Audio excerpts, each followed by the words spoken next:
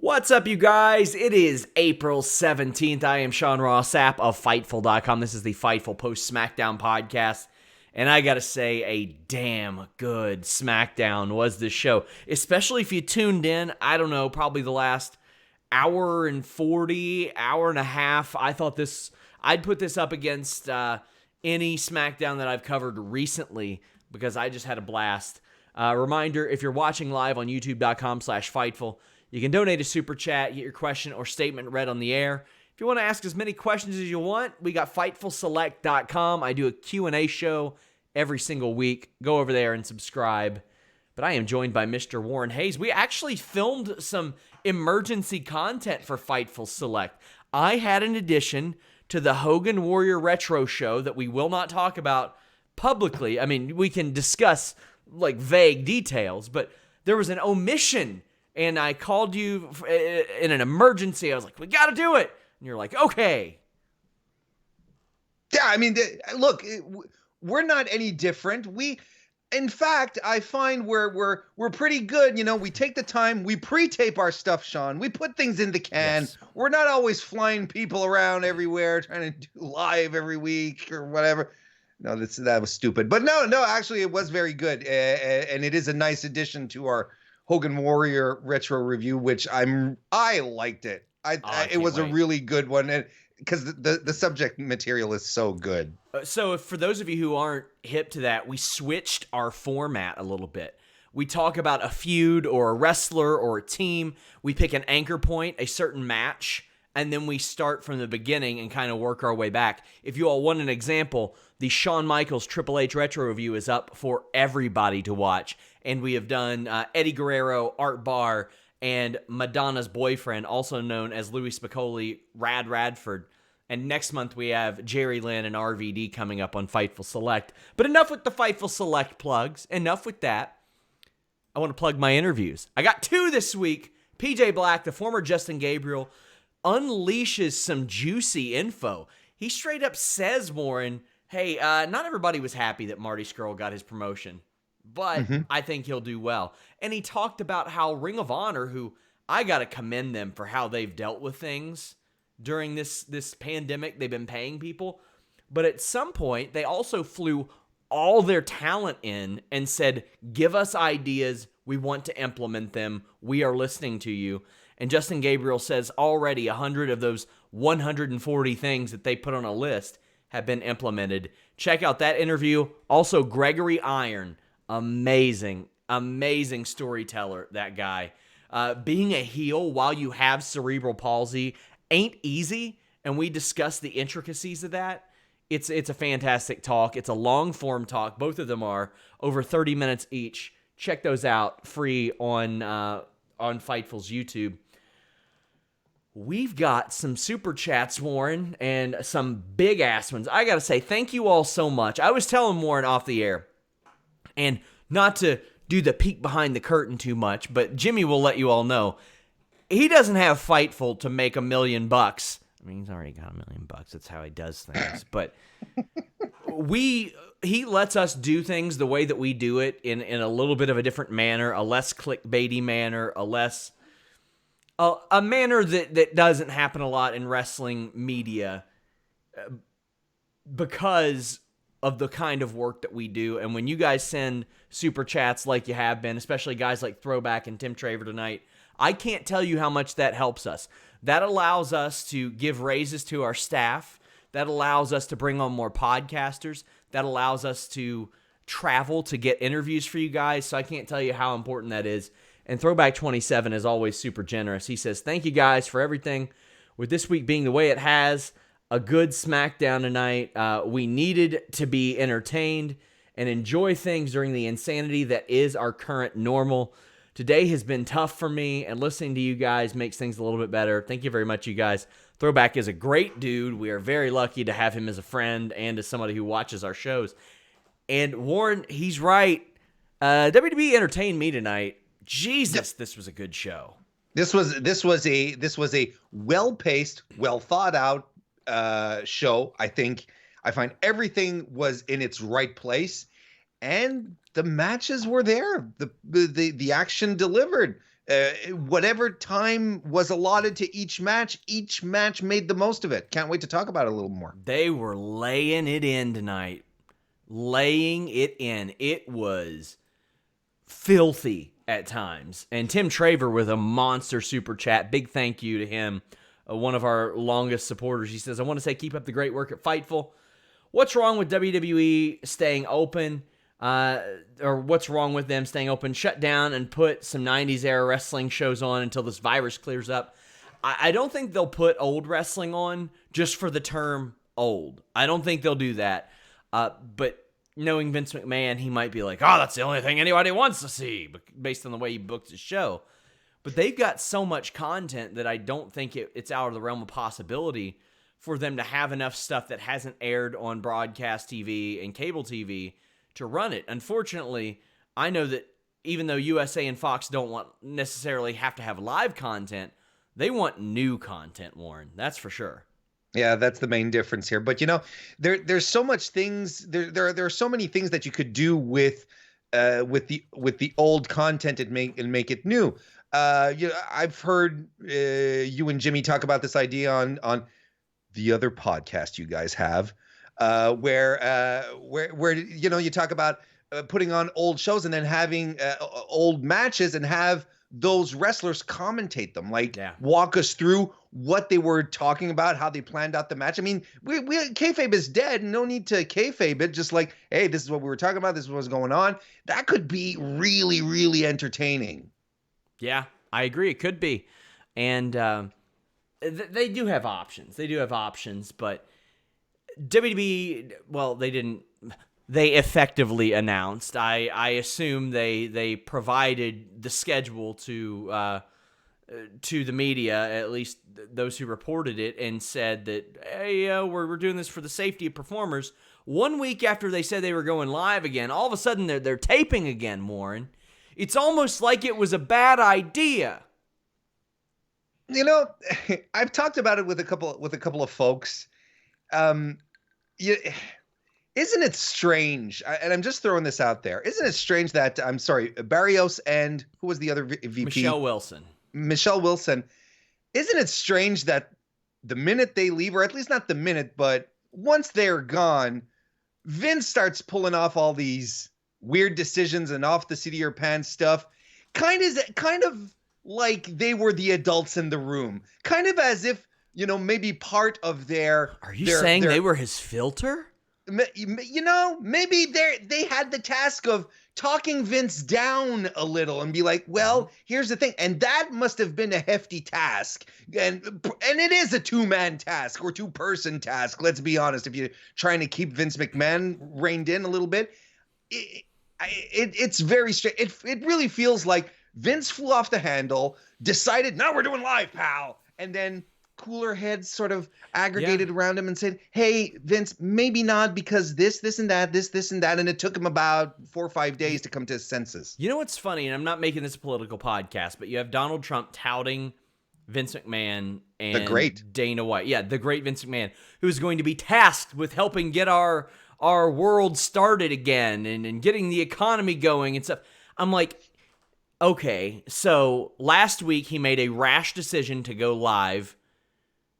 Keep in mind, after Sheriff showed up and said shut down, and he didn't, defied the law there, allegedly. Actually, not allegedly. No, that's not allegedly. The Orange County Sheriff's Department told me and John Alba that that's what they did. So they did that. They went back on that live decision when they realized it was stupid.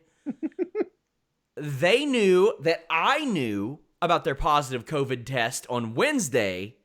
They didn't release that information until Saturday, and they only released it because I told them I got a memo and I was going to run it.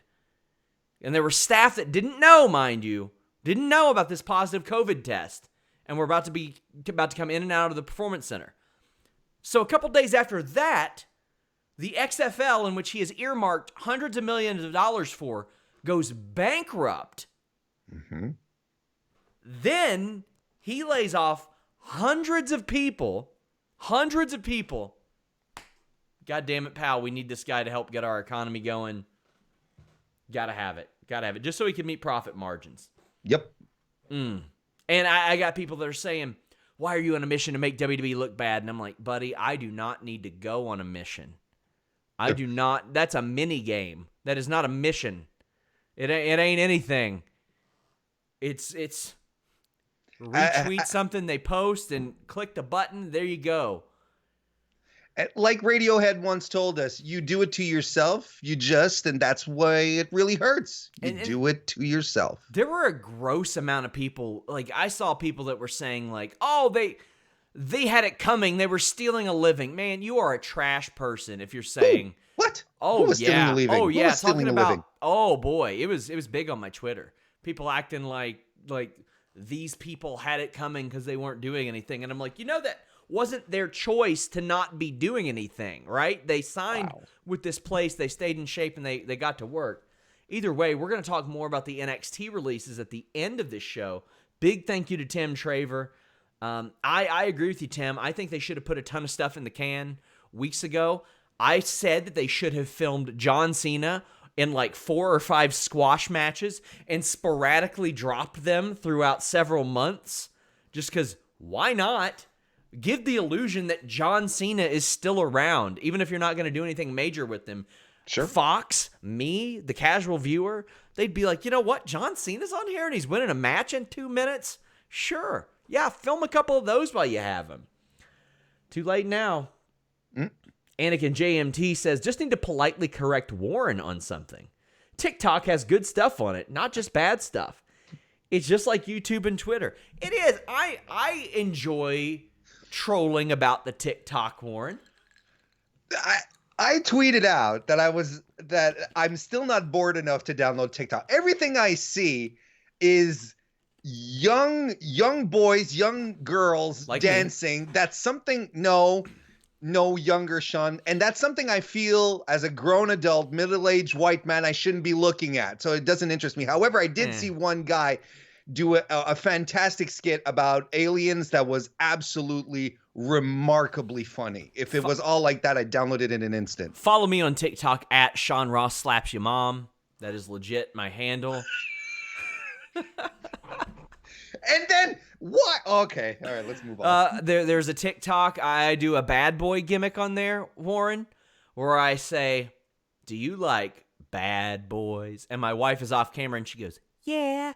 And then I rip the tag off a pillow. I mean, it's good stuff, man. It's good stuff. It's not hitting yet, not getting there with the kids, but we'll get there. We'll probably start a Fightful one where we just repost wrestlers' TikToks, but whatever.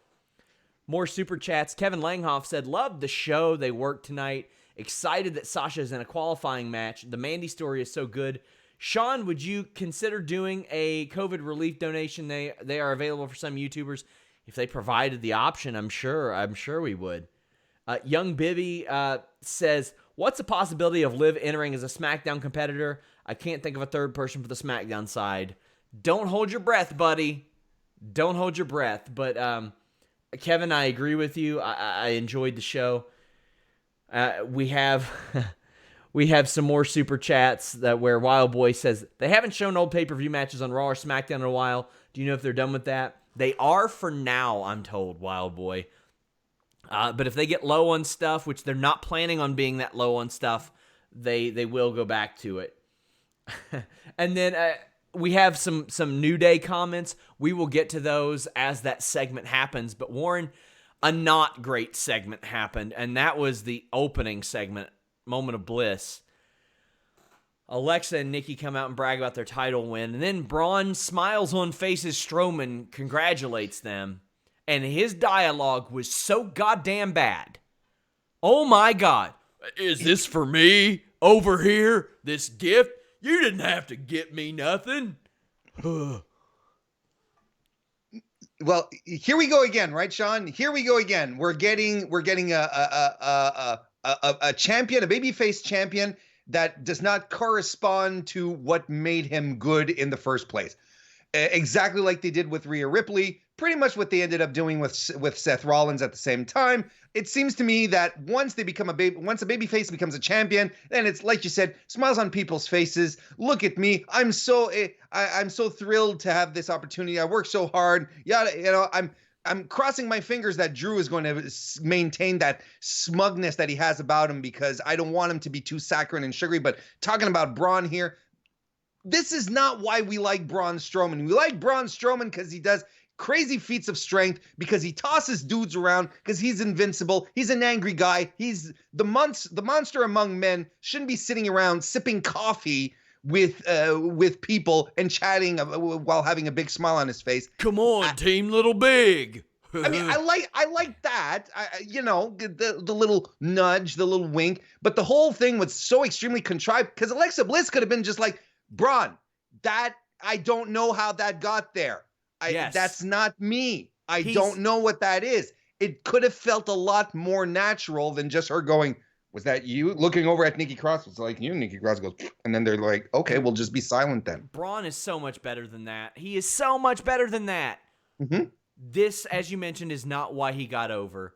He opens it up, and it's the sheep mask.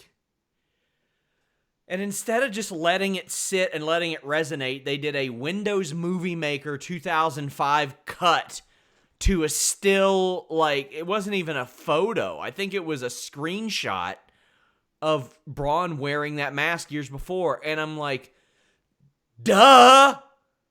And they leave it up there for like 7 seconds. Like, I'm literally there just staring at him like, okay, what's next? Because there's nothing that happened.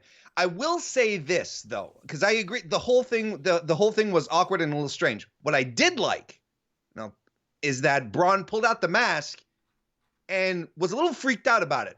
Wasn't exactly well acted, but he was a little freaked out. He wasn't like, and then tossed it aside. And that's one thing that at least I've been talking about regarding The Fiend and Bray Wyatt. He has to get into your head. So that's his whole gimmick. So if you start normalizing what he's doing or not being afraid, it sort of loses its appeal. That's why the whole thing with Goldberg pissed me off real hard. So at least he saw the mask. It felt like there was some memories coming back to him. Like he was in a cult. He was brainwashed in a cult. I hope they lean into that when they do that retrospective next week. That'll be really good. We'll see how it goes, but overall the segment was a little awkward. Braun's got to be better at reciting the scripted lines, though. Because if we get a retrospect and he's doing it like that, well, I was in a cult, and I'm like, man, come on. You're better than that. I interviewed the guy. He's such a naturally charismatic dude. And they're doing Bray versus Braun Strowman at Money in the Bank, not The Fiend. And somebody said, oh, well, I think that's a better option. And I'm like, well, I think the best option is not at all. Just don't do it. At least not for the title. Yeah, because this is the same issue we had at Hell in a Cell. It's the same issue that we had before. And you know what? I'm okay with Bray Wyatt losing matches. Mm-hmm. But Bray Wyatt doesn't have to be in the title picture either. There you go. Because ultimately that's not his motivation. And if anything that that WrestleMania taught us is that his motivation is not titles. There's one part that's revenge on his hand, and another part he wants to get into wrestlers' heads and have them discover their dark side. That's his MO. The titles feel secondary. Speaking of ridiculous things, WWE is filming Money in the Bank matches starting in their headquarters, going all the way up to the roof. Now, I've got some more coming on FightfulSelect.com on Saturday, so subscribe there. I'm working to finalize some confirmations. But Eloquent sent a super chat and says, do you think it will be cinematic? Yes, I think it will be to a degree. I mean, it is to a degree. They filmed it. It's in the can. But, well, it's not in the can, but they filmed it. I'm interested in this. It is literally the same idea as the triple cage from WCW, but I get the feeling it's going to be much, much better than the triple cage from WCW, Warren. And if we're going to do ridiculous shit that shouldn't be done anyway, I'd at least rather see ridiculous shit that I have not seen before like this. I have so many questions. The first and foremost, did did they furlough all their staff that they needed to furlough before shooting? Because my God, then you come in the next day or on Monday and you've had sweaty sweat wrestlers sweating all over your stuff. You're like, no. Like this could potentially be a biological hazard. Then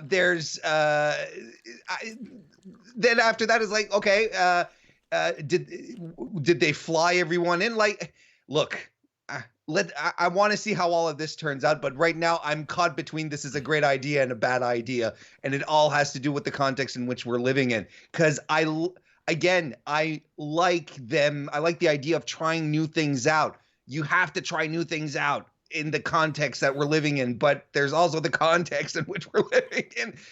It's a weird one. I'm morbidly curious at this point. Yeah, I'm excited for it. Some of those questions you asked, I will have answers to tomorrow on Fightful Select, working on a couple confirmations, but that's wild. It's wild. Maurice sends a super chat and says, can you imagine EC3 and MJF as a tag team? Do you know if Double or Nothing is going to happen in an empty arena? Yes, I would imagine it will happen in an empty arena. It's not happening at the MGM. I don't think MJF and EC3 need to be a tag team. I think they can both stand alone and do their own thing. I think they're too similar to put in a tag team. Up next, if Tamina wins, she gets a title shot. And let me tell you, Sasha Banks put in her extra work tonight, which is no surprise. Yep. She usually does. But Tamina can't do anything, Morin. And Sasha had to bump all over the place and carry this match and make sure it stayed on track. There was a corny t-shirt interaction that turned hilarious because Sasha's like, here, I brought you a shirt for real this time. And Tamina's like, this is a small.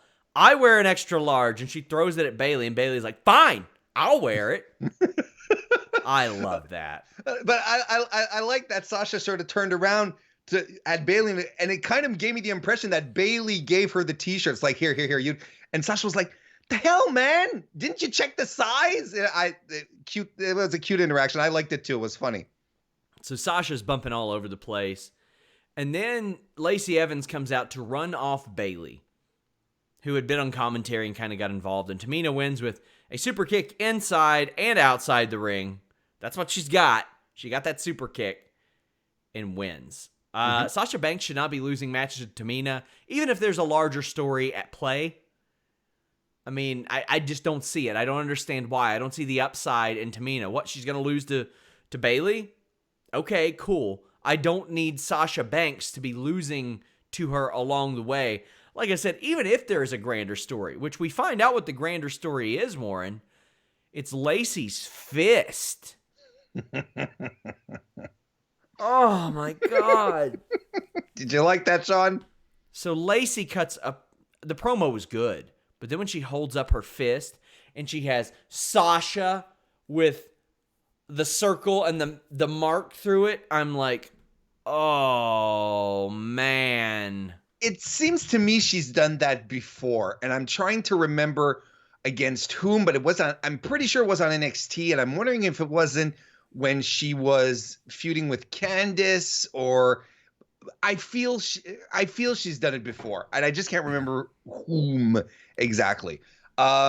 Yeah, thank God Sasha was there to make Tamina look like $1 million because, and it's not Tamina's fault at this point. Her body is just banged up. She's come out of surgery. She can't move. So, yeah. I mean, that it's WWE's decision to put her in a ring. So at least everyone's doing their part to make this look believable. Like the part where, because they dropped another nugget here in the Sasha Bayley storyline moving forward. When Lacey attacked Bayley on the outside, they sort of cut to a wide shot of the ring where you saw Sasha, and she was laughing. Just going, yeah. She was giggling. And I was like, okay, the little seeds continue to be sown here moving forward. We're not quite sure this friendship is going to last. And there was no reason for Sasha to care that much about the match unless she really wanted Bayley to not defend the title. But WWE doing their part to get that Snuka SEO to change a little bit this week, considering Dark Side of the Ring. Review up on FightfulSelect.com. It will be up on Fightful.com this week as well. But Christian Burden said Vince is probably happy about all this because because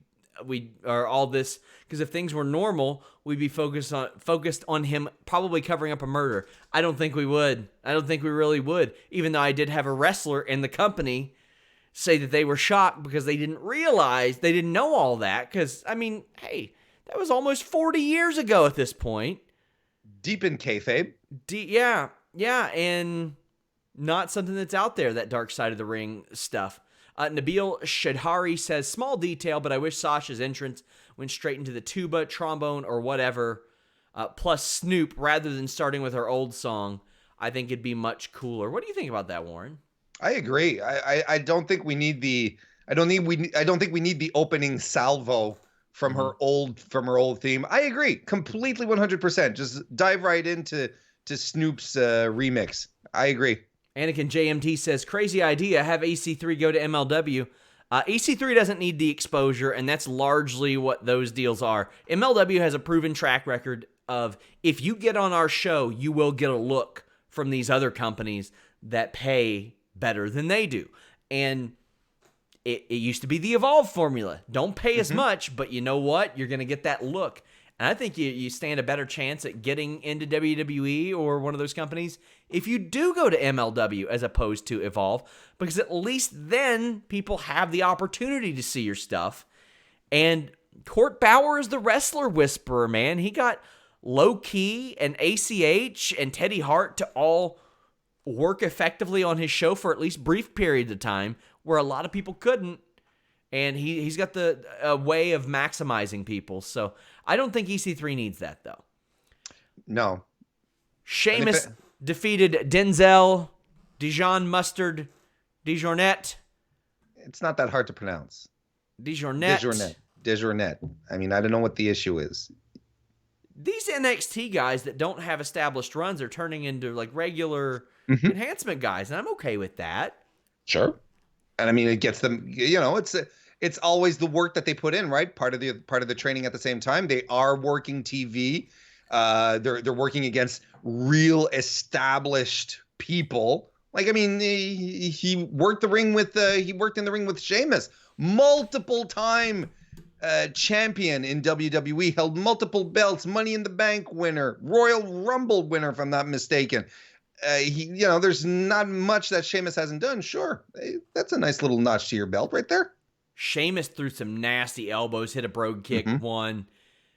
That's not the story of this. The story is him being unhappy about WWE highlighting Jeff Hardy and his return more. That's a match I haven't seen a bunch of, even though Sheamus has been around for over a decade. Jeff Hardy's been around for 25 years at this point.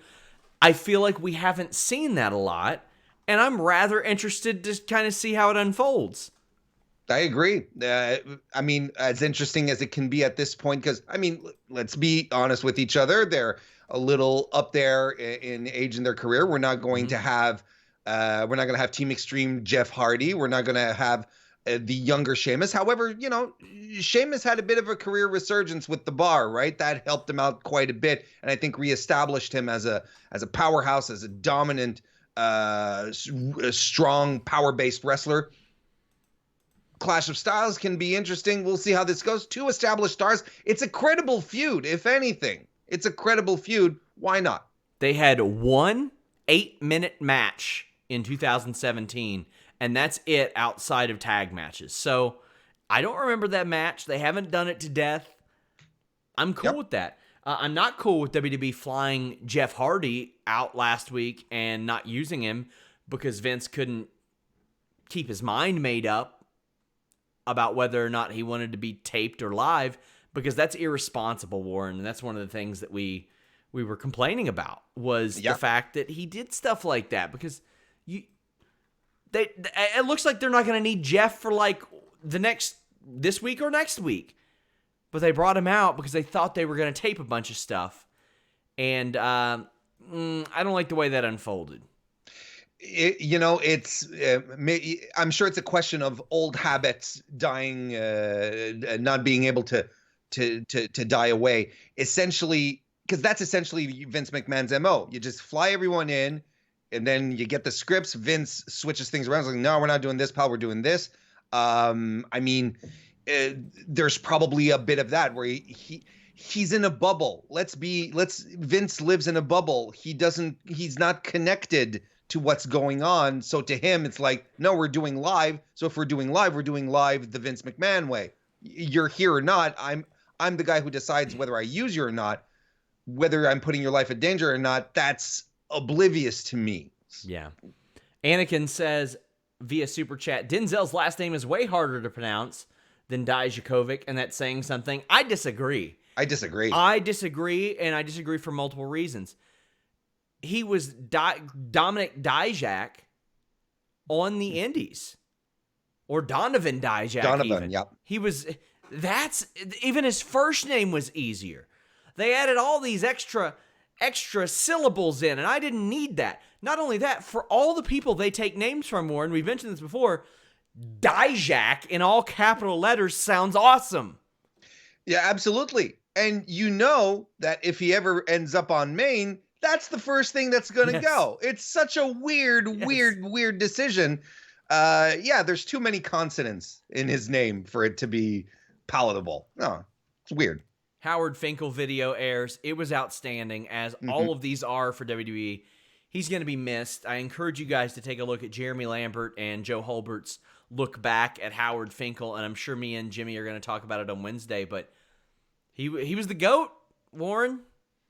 There's two iconic voices when it comes to WWF professional wrestling. It's Mean Gene and it's Howard Finkel. There you go. That guy was just pro wrestling. The minute that he announced a match, it was part. It's not even part of the routine. It's part of the fabric. Pulling out some jargon that we've heard recently, but it's true though. It was part of the fabric of professional wrestling. That was the voice that boomed out and echoed and gave you the winners, the announcements, and it felt good. I think it created all the positive chemical reactions in your body when it was time. It just all worked, and it's part of it was his voice, his natural talent, his God-given talent, and we all benefited from it. Yeah, we sure did. He will be missed big time. The WWE hacker is back. He shows tag teams and says that some people keep their friends close and enemies closer. I'm interested. They did have Sasha and Bayley in there, so it feels like the obvious choice. But they had the Usos. They had the. I will say there is a coincidence. There is something to be said about the fact that but that the New Day won the tag team titles again. Not to spoil, but at this point, everyone's watched the show. But and they were in the Hackers' preemptive strike. Basically, the truth is coming out. So maybe there's something there. Maybe there's a reason why the New Day got the titles back, because maybe they're going to lean into this and maybe finally give all those people who want a New Day breakup. Maybe they're finally going to get it, which would be a mistake. I don't know. But as it stands right now, it feels like Sasha and Bayley is the most obvious route here. Rob Wilkins sends a super chat and says, speaking of fists, check out my OnlyFans page. Fun show tonight. Do you see any released talent being re-signed before hitting the indies? I could see Ryder, maybe even Slater, because again, I fully believe that they're going to do a gender Drew story, and I could see them integrating Heath into that. And Ryder, I think he'll find his way back because everybody there likes him. Yeah, and I think this is going to be, he's going to take this opportunity to rebuild his stock, in the way that he did back in, what was it, 2010 when he started doing his online stuff. He's going to do the exact same thing, and he's going to become essential once again, and they're going to want him back. The thing here is that, and I don't want to minimize the gravity of what happened and the drama that happened, but there's no such thing as never in WWE. We have seen Bret Hart return to WWE, and if there was ever a guy that in everyone's mind was like, this guy is done. He's never coming back. Burned bridges, blah, blah, blah. Vince likes this kind of stuff. He likes calling people back. And it was a gag on BTE where they get punched in the mouth. Oh yeah, I like that. I want to see more of that.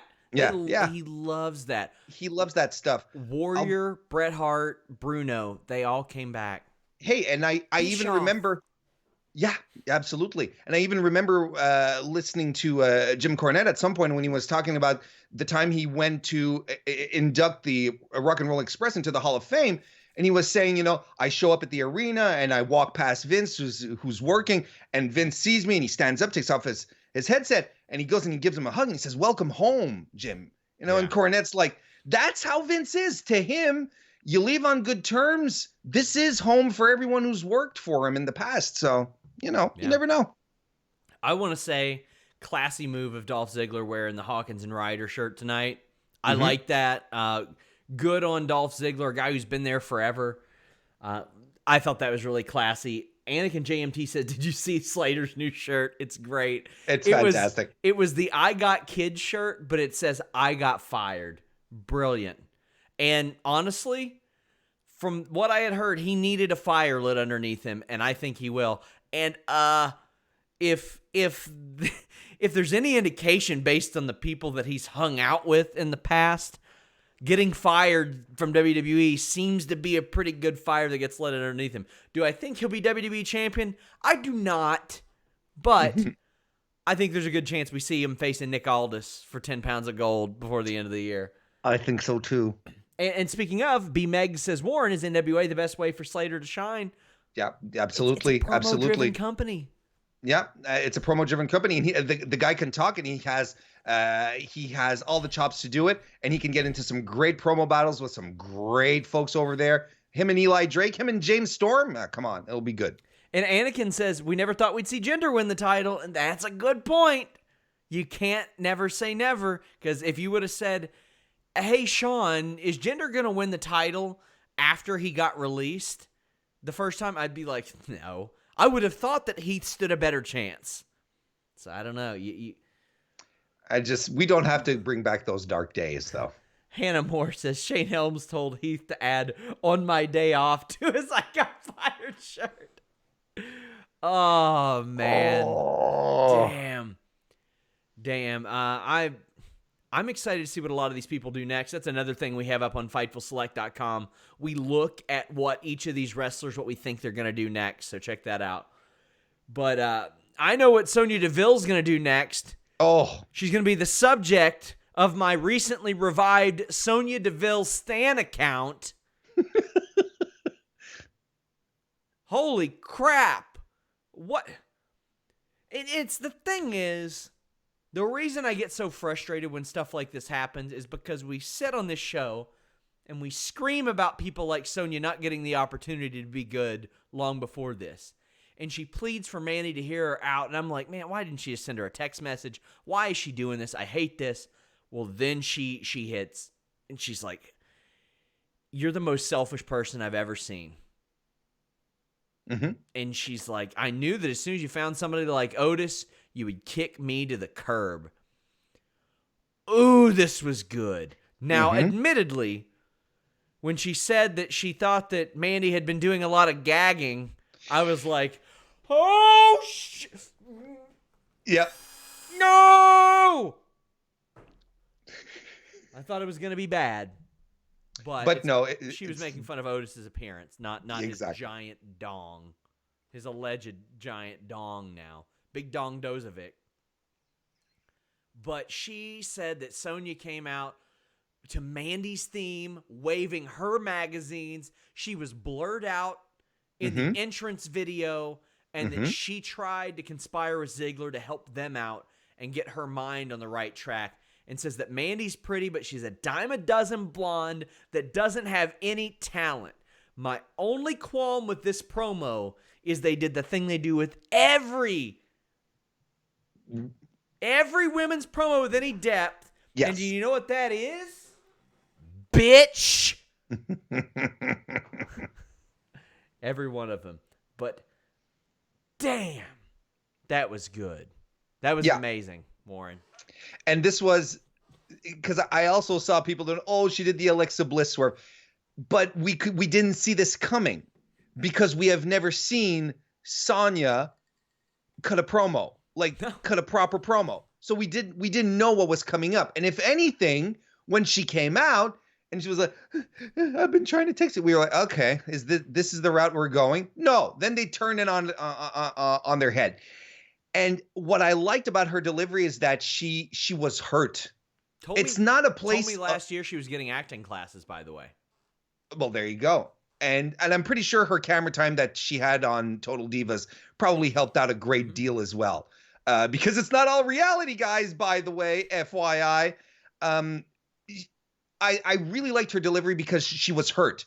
That's the thing, is that the subtext that you get out of this is that she really liked Mandy. She liked Mandy as a friend, but she had these apprehensions. But she wanted to believe that Mandy was a better person than what than her natural defenses created for her, right? And then Mandy went around with Otis and she was like, I was right. And it breaks my heart that I was right. Because like she said, right? She said, we've been together since Tough Enough, through NXT, Absolution, Fire and Desire. We've been through it all. She believed in this relationship and this friendship. She wanted Mandy to be better. My only qualm with this situation was that Mandy calling out the looks thing, which I think is a little too catty. I don't think it's always a looks thing when it comes to women, because you never hear guys on roster being betrayed and then saying, well, you're getting all the pushes because you're too handsome, kind of thing. That said, since it's coming from such a place of hurt, I think it's okay that they dive into this. I think it may be something she regrets saying. I don't know. We'll see. But this was good. And this was something that had to be done for Sonya. I've been talking about this since WrestleMania 36. They have to make her evil and conniving. And she said, I am going to dedicate my life to making your life miserable. That's fantastic. I hope they really, really, really do.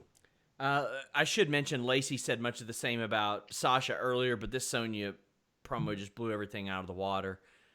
Ziggler comes out and seems sincere in trying to gain Mandy's trust, but Sonya punches her. Ziggler's upset. Otis comes out shaking his dong. Like, I don't know why he was doing that after his girlfriend got punched in the throat. That was weird, but a good segment. That's the thing he has to tone down. It was like that one moment where he caught Mandy, he saved her, and he was going like this, when he's supposed to be like the romantic, the awkward guy. That's the kind of thing he just has to tone down a bit. I think it's in his nature to be goofy, This and the Dolph stuff, we have to underscore this, how nuanced this whole angle is, because Dolph could just be like, at this point, just completely turn on Mandy and said, you made your choice, and then he becomes son of a bitch as well. But no, like, he really does care about Mandy, and his feelings are hurt. And he when Mandy clocked her, he was like, hey, what are you doing? This is not what I came out here for, kind of thing. I'm trying to win back this girl that we had a thing for about a month together, but I really feel something for her. It's a good nuance, and it's different in wrestling, Sean, that they're maintaining this despite it all. Dolph isn't 100% heel here. We're not quite sure how to feel about him. I like it. I do too, and WWE needs more of that, I think. Mm-hmm. We saw Baron Corbin whip Elias's ass all over the place, and the beatdown I thought was fantastic. I thought it was really good. But then when Baron Corbin says, you will bow down to the king, I'm like, fuck, man. You were doing so good. And then you got to do that goofy shit. And it's like, okay, of course, no Baron Corbin feud can just have one match and move on. No. You got to 50-50 him. You got to make sure that nobody cares about him by the end of it. You got to make sure that everybody knows it's inconsequential. Any brief thoughts on the beatdown? I don't know why they're going back to this feud. Nobody cared about it. Jimmy Van said, and if you want your partner to do a lot of gagging, you're welcome, Sean. You know what? I'm not doing their ad read tonight, Jimmy. How about that? Tim Traver, throwback, took care of us. They took care of us. No ad read tonight. Joseph Farley says, Sean, why do you have a Milwaukee power tool under your desk? Is it Milwaukee? What is it? Is that a brand or is it a place? I lean on the arms of my office chair and the bolts like kind of push it loose. It's a problem with these Serta joints, so that's why I do it. Eloquent says, what do you think of those EC3 promos? I think they're good. I think they're from a pitch that he was putting together, but very good, and I really enjoy them. I think that plays to his strengths an awful lot. Anakin JMT says, silver lining to all this, indie scene just got blessed with a bunch of talent. That's the thing. A lot of people wondered who were the next batch because AEW, ROH, WWE, and Impact really took a bunch of them. But then AJ Gray emerged, and Danhausen emerged, and Eric Stevens came back. And you had a lot of people like that. You had Warhorse emerge. RJ City. Yeah, whatever. Does he wrestle? I've not seen him do a move. I know he talks a lot. I know that's all I know. But and especially I find as far as women go, like having Sarah Logan and Deanna back on the indie circuit is fantastic because I feel like with NXT gobbling up a lot of the women and AEW as well, despite the fact that, you still have a lot of the Impact women who do work some dates. AAA indie women stars aren't they're a dime a dozen these days. I think that's going to be good. However, of course, we're all happy that the indies are a little more repopulated, but there's no shows right now, and that still sucks. That's the unfortunate thing, and I know there are a lot of people that have a pipe dream of, May 1st. No, you ain't going to be doing indie shows on May 1st, buddies. Sorry. Anakin says, can we get Triple H to come out, tell Corbin he's the King of Kings, beat him down, break him down, and let Corbin move past this gimmick? Yeah, or they could just film another King of the Ring and have him drop it. Jesus, that seems like a smart thing to do right now. That's interesting that Anakin brings that up because that's what I'm thinking they're planning for next week for Triple H's big 25th anniversary. Where he comes out, where Corbin comes out and says, "You're the King of Kings. Well, I'm the king. You have to bow down." And then he eats a pedigree. Didn't he say, "Hey, boss, there he is," or something like that after he beat up Elias? Like I feel like he made like he made some comment. Gulak versus Corbin, Sasha versus Lacey in qualifiers next week, and the women's tag match, but. Qualifier tonight, Dana Brooke and Naomi put one on. Like I mentioned Naomi's offense being on or off some nights. It was on tonight. There was no boo-boo face for her losing tonight. She went out of her way to make herself and Dana Brooke both look good, and they both did. She walloped Dana Brooke with some strikes. Carmella was not happy about Dana being in the Money in the Bank qualifier. Dana says she can do both, and she might have to. I love that Dana landed the Batista bomb, and I'm glad she kicked out of the rear view because that finish sucks. Yes. But Dana wins with a sunset flip after a gnarly missed split-legged moonsault. This match slapped. I loved it. Yep, and it wasn't too long, and I like the pace of it as well. Surprised by the result. I'm not because I don't like Dana Brooke, but I guess it's cool down Naomi time, right? She's way too hot. You got to cool her down. I don't know if she's way too hot right now because I've not heard a crowd react to her. I'm okay with Dana getting a shot. She's earned that, and Naomi has had that opportunity multiple times. Dana hasn't, and I'm okay with that. But I thought they both rocked it in this match. It was really good. Much of the same can be said about Daniel Bryan defeating Cesaro in a Money in the Bank qualifier. This is my kind of match. Stiff strikes, good submission, fun transitions, and they're built for this. You see the sharpshooter, the yes lock, a big lariat. This was like strong style SmackDown. It was really great. This match would have been a lot better if half of it didn't happen during the commercial, but Gulak kept Nakamura from interfering, and Bryan got the win. This was fun. I loved Cesaro catching Bryan off of a crossbody, then just like puts him over his shoulder and then flips him over into a backbreaker. Chef's kiss. I think the springboard European uppercut he used to do is one of the prettiest moves I've ever seen. That one to me is the one I look at, and I'm like, when I see that on SmackDown video games, I'm like, no, can't do that. And then he does it. then he does it. This was good. There wasn't a lot for me to say about this, but I'm digging Gulak and Bryan together. Absolutely. It's a combination that's working real well. I think that, the trio of artists is also working really, really well, despite the fact that Sammy's not there.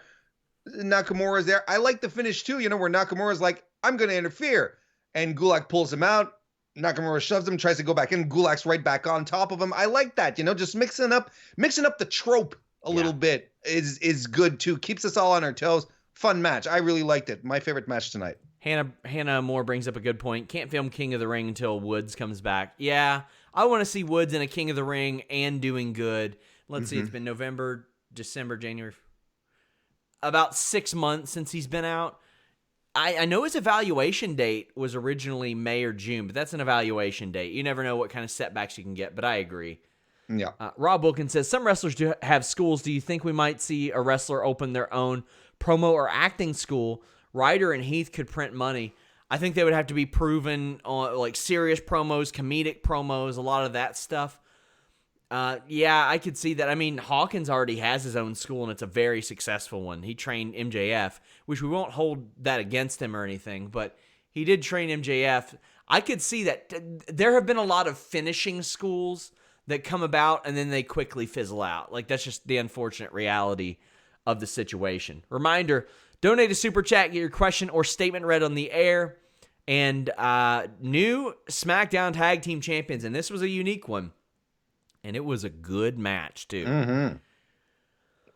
Whew, this was a sprint. Big E is over there. He's like, screw your lights, screw your monitors. And I would love it if he was like, the only reason I'm doing this is so I don't get fined. So that's why I'm doing that. That way it explains 20 years of this happening. But he gets suplexed onto it.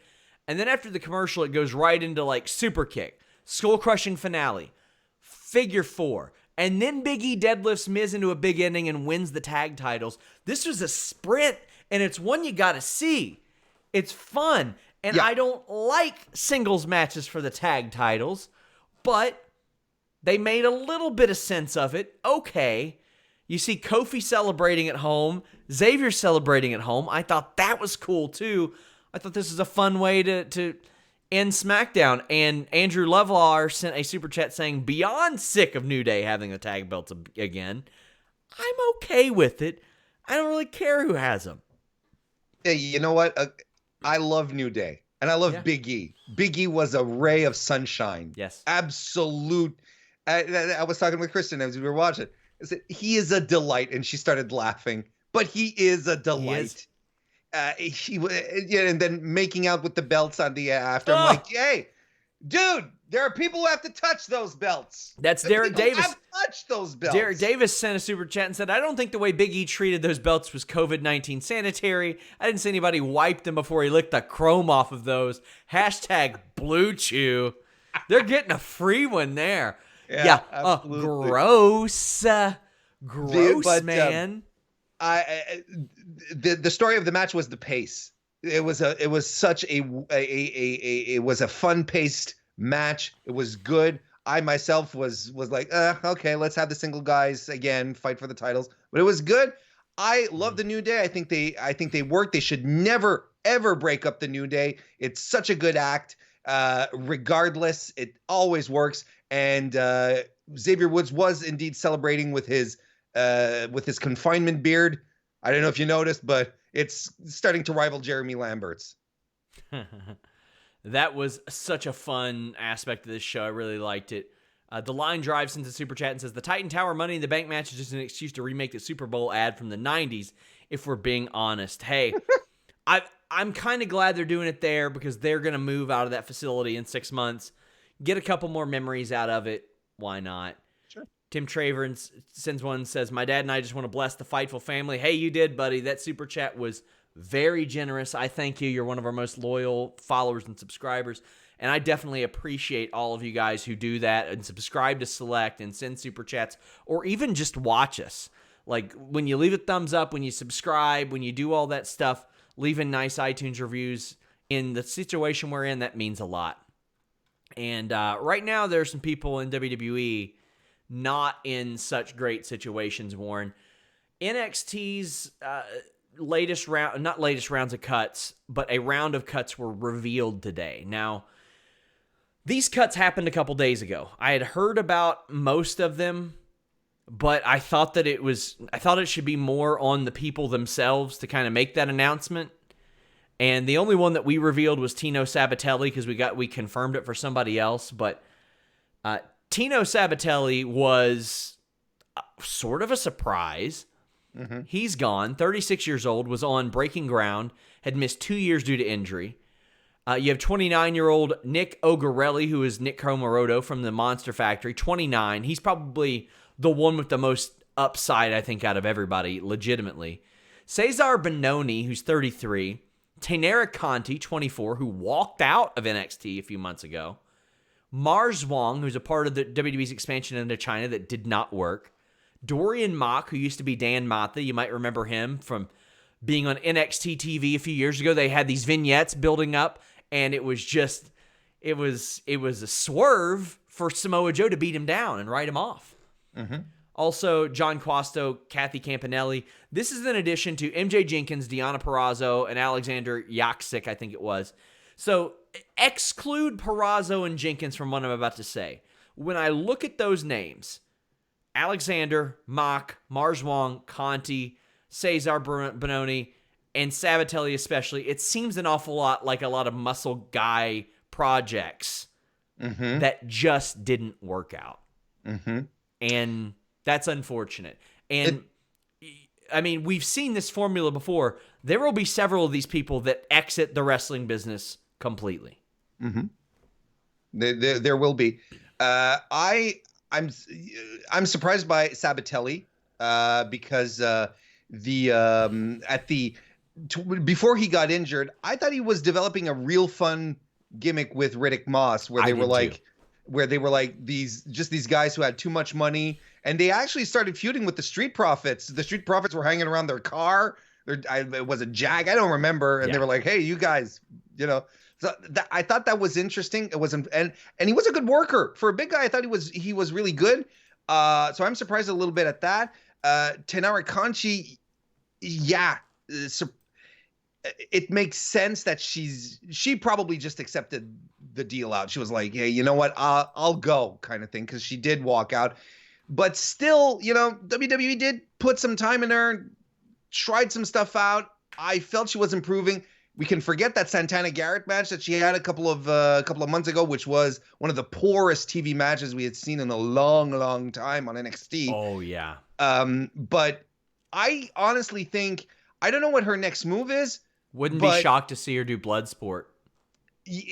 That's a good call, because she does have some legit martial arts training. That's a really good call. I wouldn't be surprised if she ends up on one of the TV promotions. I really don't. Even if it's just as enhancement talent as first, or to get some good exhibition matches. I think there's she has upside. You could do a lot worse than having her in the not formed AEW developmental with Sadie Gibbs and Anthony Ogogo.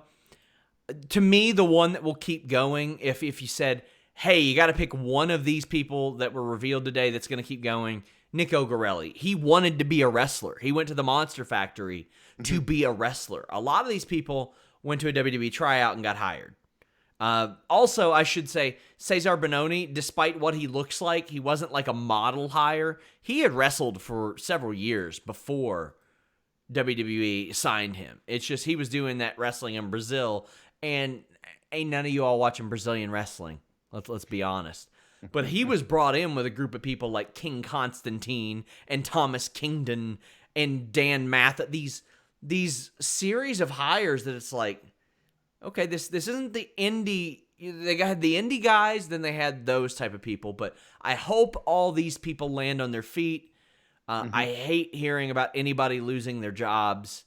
And I have some more information on Fightful Select about all that, so make sure you guys check that out. Anakin JMT rounds out our super chats and says, want to congratulate Sean on his handling of the positive COVID-19 test.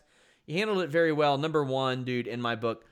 Warren can attest, that was not something we took lightly. That was something, what was it, last Wednesday night? I ran by you and Alex, and I was like, I don't know what to do about this yet.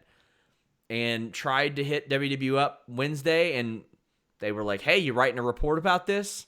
I'm like, well, I can't yet. I don't have a confirmation from you or the person. And then when I got the memo on Saturday, I realized I was able to run that. So hopefully there were some safety measures that were taken as a result, because some of the staff didn't know, but that is a messy situation. But I want to thank all of you all for being here. Warren, tell the people where they can find you. YouTube.com/Mr. Warren Hayes. I got videos going up every Thursday night, 9 p.m. live. If you want to talk recap of a week of wrestling, well, that's where you show up. Go subscribe. It's a good time. Otherwise, find me on Twitter at Mr. Warren Hayes. And guys, this weekend, the Big Show review from Alex Pawlowski. Oh, you damn right. I made him watch the Big Show. I appreciate all of you guys. Until next time, we're out.